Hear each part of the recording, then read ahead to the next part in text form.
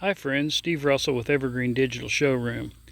We're privileged to represent several rare and unusual vehicles, and this 1956 Messerschmitt KR200 is certainly one of those vehicles. In the years following World War II, Germany was not allowed to build airplanes in the Messerschmitt factory, and so the factory turned to other things in order to keep the doors open.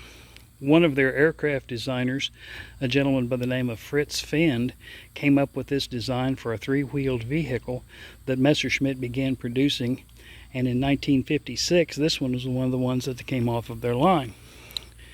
Now you can see that the design is obviously very influenced by the aircraft. They're very aerodynamic in its shape, the transparent bubble cockpit, the seating that has the passenger directly behind the driver, and even the steering controls look like they're borrowed straight from an aircraft.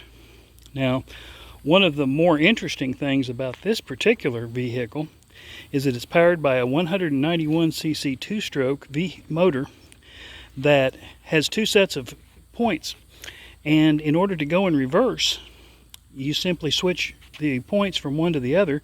The engine runs in the opposite direction, and you have 4 speeds in reverse, just the same as you have in forward.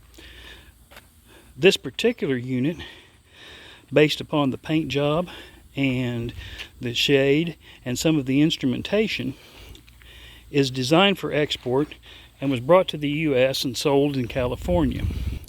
So, just a little walk around on a very rare and very unique vehicle. Hope you have a great day.